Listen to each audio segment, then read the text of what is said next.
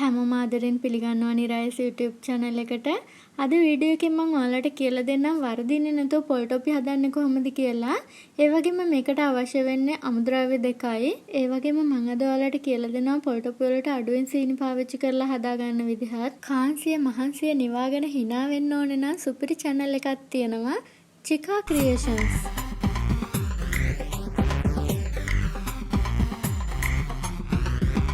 මේ channel එකේ link එක මම description box එකේ දාන්නම්. කැමති අයට පුළුවන් ගිහින් බලන්න. මුලින්ම මම මේ බෝල් එකට පොල් අඬු කෝප්පෙන් 4ක් දාගන්නවා. මෙතන ග්‍රෑම් 350ක් විතර තියෙනවා. ඔයාලා පුරුදු වෙන කෙනෙක් නම් පොල් ටොපි හදන්නේ පළවෙනි පාරට නම් ඔයාලට පුළුවන් පොල් අඬු කෝප්පෙන් 2ක් අරගෙන මේ පොල් ටොපි හදන්න පටන් ගන්න. සීනි අඬු කෝප්පෙන් 1යි කාලක් අරගෙන තියෙනවා. ඔයාලට මේක සීනි අඬු කෝප්පෙන් 1ක් දාලාත් හදා ගන්න පුළුවන්. ඔයාලා කැමති පාටකින් ගන්න පුළුවන් ෆුඩ් කලරින්. අද මම අරගෙන තියෙන්නේ රතු පාටින්.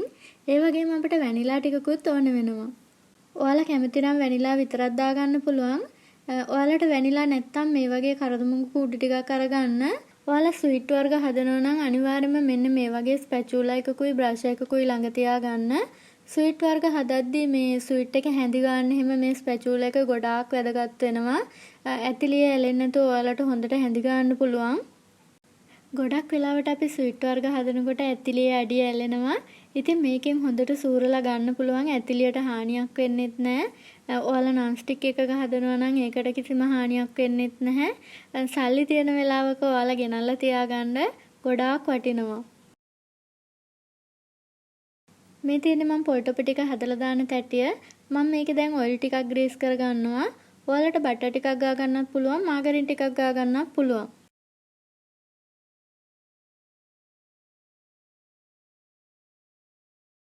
මුලින්ම මම සීනි ටික මේ non stick pan එකට දා ගන්නවා. තාම මම ගින්දර on කරලා නැහැ. මේ දාගන්නේ මම ඇල් වතුර අඬු කෝප්ප 3 කාලක් වගේ තමයි දාගන්නේ. ඔයාලා මේ වගේම අඬු කෝප්පයක් හොයාගන්න ඕනේ නැහැ. ඔයාලගේ ගෙදර තියෙන අඬු කෝප්පෙන් පොල් කෝප්ප 4ක් අරගෙන ඊට පස්සේ වතුර එකෙන් 3 කාලක් ගන්න. සීනි ටික හැන්දෙන් දිය කරගන්න ගමන් ගින්දර on කරන්න. ගින්දර සාමාන්‍ය ගින්දරේ තියාගන්න. සීනි ටික හොඳට දිය කරගන්න ඕනේ. ටික වෙලාවක් යනකොට මේක රත් වෙලා අඩියෙන් බොබුලු දාන්න ගන්නවා. තවත් ටික වෙලාවක් මේක අපි ලිපේ තියාගන්න ඕනේ. මේ වගේ ටිකක් වතුර ටික නටනකොට මම වැනිලා තේ හැන්දක් එකතු කරගන්නවා.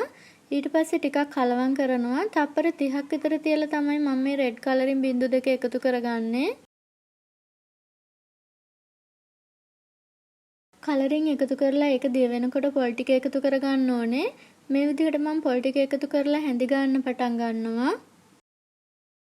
පොල් ටික අඩියට අල්ලයි කියලා හිතනවා නම් ඔයාලට පුළුවන් ගින්දර පොඩ්ඩක් අඩු කරගෙන මේ විදිහට පොල් ටික හැඳි ගන්න. මේ පොල් වල තියෙන වතුර ටික ඔක්කොම හින්දනකම් අපි හැඳි ගන්න ඕනේ.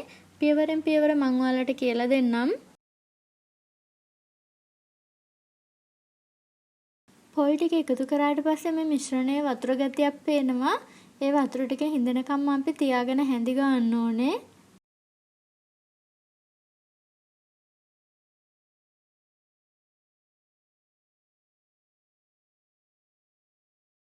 දැන් ඔයාලට පේනවා ඇති යම්කිසි ප්‍රමාණයක් මේකේ වතුර හිඳිලා තියෙනවා.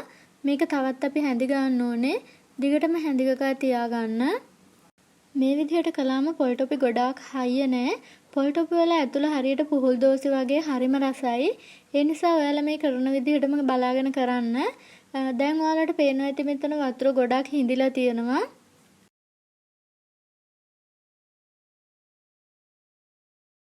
ඒ වගේම දැන් මේ විදිහට හැඳි ගන්නකොට ඔයාලට තේරෙනවා මේ පොල් ටික අතට එකට ඇලෙනවා වගේ. හැඳි ගන්නකොට එක ගුලියක් වගේ වෙනවා දැනෙනවා. අන්න ඒ වෙලාවට තමයි ඔයාලා ලිප ඔෆ් කරගන්න ඕනේ. තවත් ඔයාලට මේකේ පදම අඳුන ගන්න ක්‍රමයක් තියෙනවා. මේ පොල් ටික පැණිත් එක්ක එකතු වෙලා අතට බර ගතියක් දැනෙනවා, පොල් බර ගතියක් දැනෙනවා. අන්න ඒ වෙලාවට ලිප ඔෆ් කරගන්න. දැන් මම හදාගත්තු මිශ්‍රණය ඉක්මනටම ගෙනල්ලා මේ තැටියට දාගන්නවා. ඊට පස්සේ මේ පොල් ටික හොඳට තුනී කරන්න ඕනේ.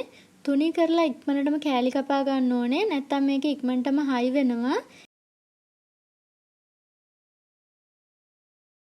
මේ විදිහට මම ඉක්මනටම මේක කොටු හැඩයකට කපාගෙන කෑලි කපා ගන්නවා.